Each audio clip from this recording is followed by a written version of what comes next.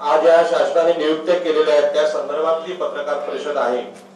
तरी सुद्धा एकूण महाराष्ट्रामध्ये जे मराठा क्रांती मोर्चे निघाले त्यानंतर लोकशाही असलेल्या देशामध्ये एक वेगळ्याच प्रकारचं वातावरण तयार झालं आणि एक प्रकारची दहशत तयार झाली आणि त्यावर घाबरून म्हणा किंवा प्रभावित होऊन म्हणा मुख्यमंत्र्यांनी काही निर्णय घ्यायला सुरुवात केली।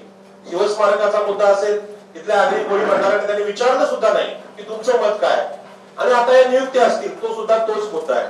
आणि समोर आता महानगरपालिका जिल्हा परिषद यांच्या निवडणुका आहेत। या संदर्भामध्ये या सगळ्या पाठीमागची जी पार्श्वभूमी तुम्हाला मी सांगतो।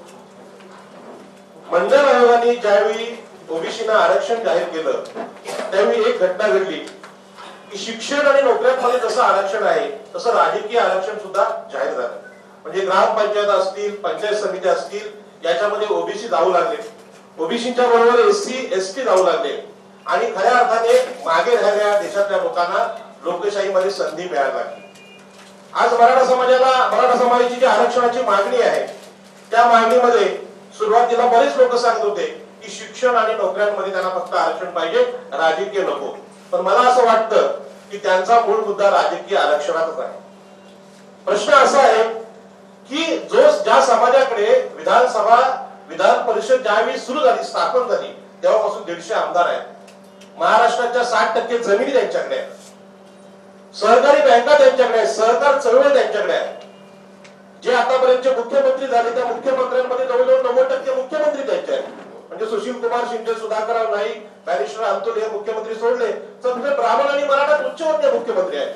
अशा परिस्थितीमध्ये मंडळ आयोग ज्यावेळी जाहीर झाला तेव्हा त्यांच्या लक्षात आलं की ओबीसीची संख्या आता राजकारणात आणि स्थानिक स्वराज्य संस्थांमध्ये वाढीला लागलेली आहे आणि मंडळ आयोगाची अंमलबजावणी झाली तर लोकसभा आणि विधानसभा याच्यामध्ये सुद्धा आमच्या ओबीसीना आरक्षण मिळू शकतं। आणि म्हणून हे राजकीय आरक्षण संपविण्यासाठी ओबीसी मध्ये यायचा त्यांचा घाट घातलेला आहे। खास करून ते म्हणतात की आम्ही कुणबीच आहोत, कुणबी आणि मराठा एकच आहेत। काही लोकांनी, अतिशहाण्या लोकांनी यावर पुस्तकं लिहिली, पण आमचं म्हणणं आहे कुणबी आणि मराठा एक असतील तर झालेल्या सगळ्या मुख्यमंत्र्यांमध्ये मराठाच का, एकही कुणबी मुख्यमंत्री का नाही, हा आमचा प्रश्न आहे।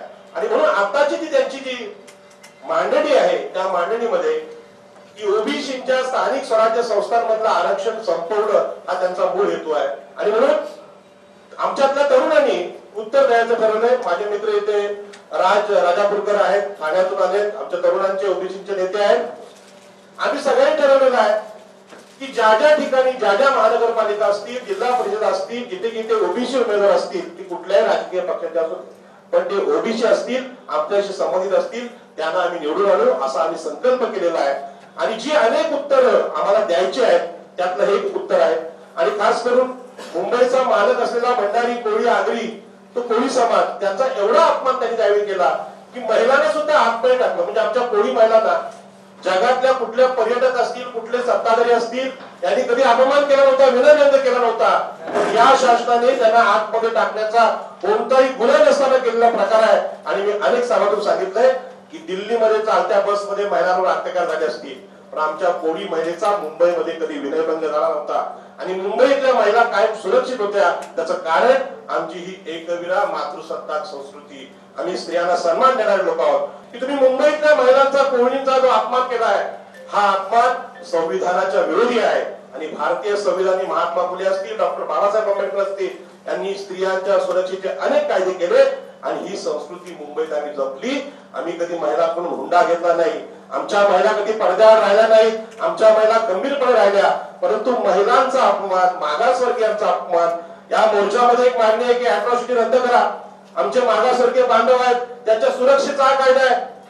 जसे छत्रपती शिवाजी महाराजांनी म्हटलं होतं की शेतकऱ्यांच्या भाजीच्या देठाला हात लावू नका, तो कायदा आणि अॅट्रॉसिटी कायदा एकच आहे आणि तो दिल्लीतून तयार झालेला कायदा आहे, केंद्रातून झालेला आहे, त्याला तुम्ही विरोध करता।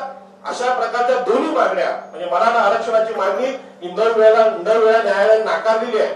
सगळ्या आयोगाने सांगितलं की मराठा मागासवर्गीय नाही, तो उच्चवर्णीय, त्याला आरक्षण देता येत नाही, तरी सुद्धा जबरदस्तीने अशा प्रकारचे मोर्चे काढणे म्हणजे संविधानाच्या विरोधी मागण्या आहे। आणि म्हणून आम्ही आतापर्यंत पत्रकार परिषद घेतली नव्हती, ओबीसीचा असा स्वतंत्र मोर्चा निघाला नव्हता, पण याच्यापुढे भारतीय संविधानाला जे जे घातक असेल त्याविषयी जाहीर भूमिका ओबीसी संघर्ष समन्वय समिती या महाराष्ट्रात आणि देशात मांडायला तयार आहे. आणि त्याचा पहिला मुद्दा आहे की एससी एसटी आणि ओबीसी हे सगळे मागासवर्गीय बांधव आता राजकारणात सत्तेत येऊ पाहत आहेत. म्हणजे कायम 150 आमदार मराठ्यांचे असणं ही काही लोकशाही नाही, ही तीच परंपरा आहे ब्राह्मण क्षत्रिय वैश्यांची. आणि म्हणून खरा भारत निर्माण करायचा असेल, डॉक्टर बाबासाहेब आंबेडकरांचा भारत निर्माण करायचा असेल तर आमचे सगळे ओबीसी तरुण जिथे जिथे ओबीसी आता उभे असतील त्यांना मदत करतील. सर्व राजकीय पक्षांना आमची सूचना आहे की ओबीसीच्या विरोधात निर्णय घेताना विचार करा. आतापर्यंत आम्ही प्रतिक्रिया दिल्या नाही, पण आजची पहिली पत्रकार परिषद आहे. अशा प्रकारच्या पत्रकार परिषदा नंतर मोर्चे प्रत्येक शहरात काढले जातील याची नोंद घ्यावी. पत्रकार बंधूंना माझी विनंती आहे की आम्ही संविधानाचे रक्षक आहोत. आम्ही कुठल्याही समाजाच्या विरोधात नाही, परंतु या देशातला मनोवाद डोकेवर काढत असेल, ब्राह्मण क्षत्रिय उच्चवर्णीयवाद पुढे येत असेल तर निश्चितपणे या समतेचे नेतृत्व ओबीसी समाज करेल. थँक्यू.